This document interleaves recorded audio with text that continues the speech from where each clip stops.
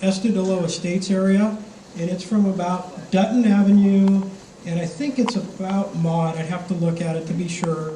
And then MacArthur Boulevard and east to about East 14th, or maybe a little bit beyond. The bottom graph is the downtown area and primarily the plaza. What we'll do is on a break, you can walk up and look at it closely. Each crime is depicted on there, and each one has a little code, and you can read what they are. And what we'll do is talk about some of those. There's 484 on there, which is petty theft. There's 211 and 212, which is robbery crimes. There's 459, which is burglary, and I think those are all highlighted on there for you. One thing that people often confuse is what the difference between robbery and burglary is. And so just so we understand and talk in the same terms, the crime of robbery is when someone takes your property from your person by force or fear. So robbery is a crime against the person. And crimes are categorized in their seriousness. Robbery is one of the highest category crimes because it's a crime against person.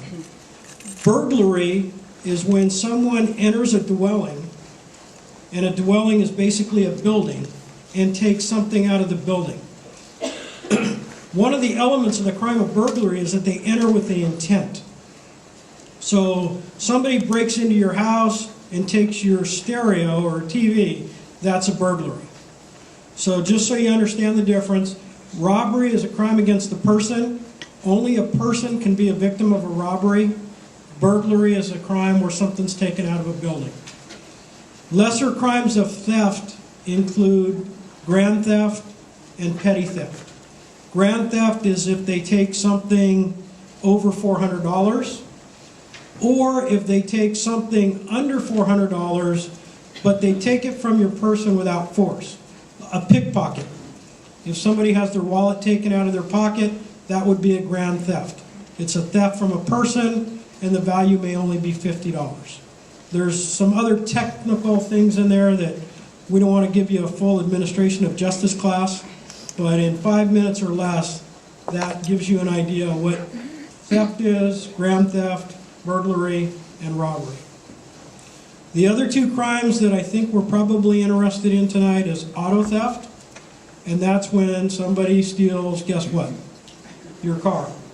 The question often comes up about the ability to prosecute auto theft.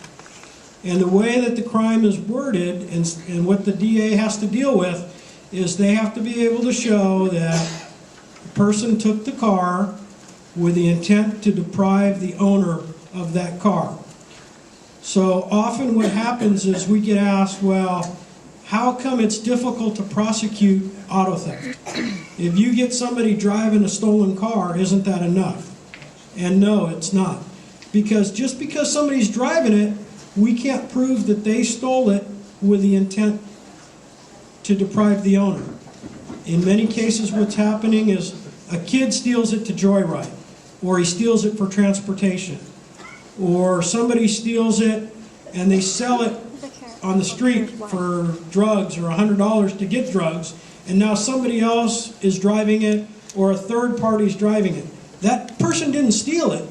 They may have legitimately bought it, but they're driving it. So we can't prosecute that person for auto theft. So it's a technicality in the court systems. If you have questions about it or you're not sure, I'll be happy to entertain questions.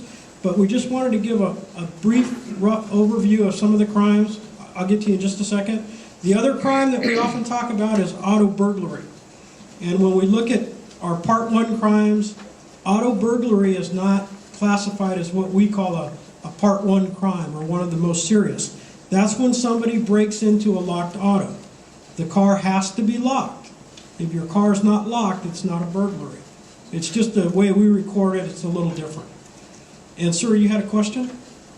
Yeah, you get them on, okay, somebody's driving a stolen car, you can't prove it's stolen. You get them on possession of stolen property. Do you ever prosecute them on that? The first thing is the police department, we don't prosecute. That's the district attorney's office.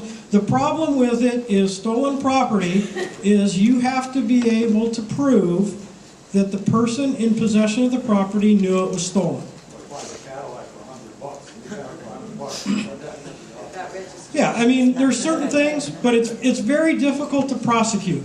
So that, I just want to make you aware of that so we kind of know the ground rules. Yes, ma'am? Can you tell me what larceny theft is? Larceny is what we call grand theft. It's a theft of some property over $400. And I think it's referred to up here as general larceny, or I forget the exact term on the chart. But there's one is it's generally a $400 value, the other is it's less than $400. So if the police stop someone with a stolen car that they can't prove that person stole, what does the police do? Did everybody hear the question?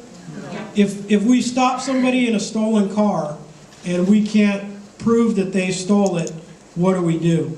Generally, we will arrest that person that's in the stolen car because we have probable cause to show that they're in possession of stolen property. And then it goes up to the district attorney. There's subsequent investigation techniques that we do to try and prove that they knew they were in a stolen car or that they stole it. The district attorney evaluates that evidence and makes a determination if he can win that case in court. Yes, sir. Carjacking would be, of course, something would use a weapon to take the car away from you, correct? The question was about carjacking and what the elements of that are.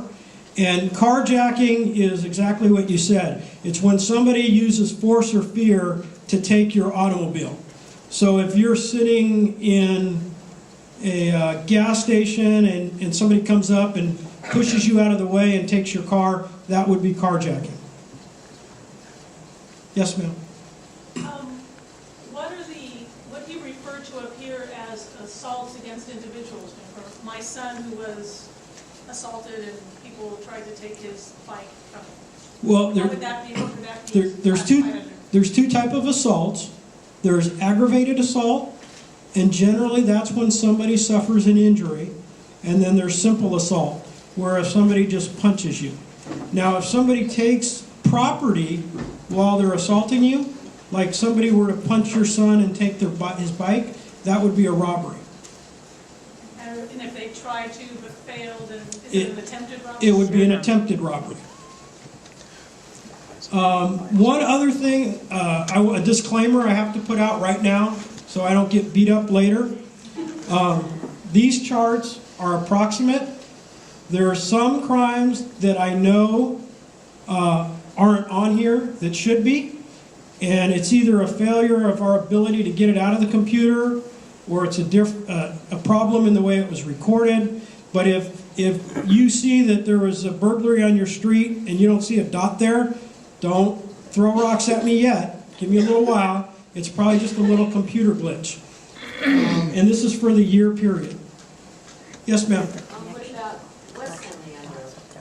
West San Leandro? Yeah, where are statistics? We were not asked to bring information on West San Leandro tonight. We can certainly get that for you. We were asked to bring it for the Estudillo Estates area and the downtown area. I'm sorry, I will address that. I actually live in Estudillo Estates, and I've been on the email list with people in my area. I became very concerned when I started hearing about all the crime going on in my area. You as citizens have exactly the same rights as I do.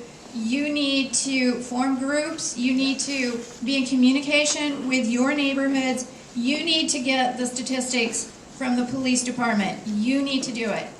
No one else can do it for you. You need to do it.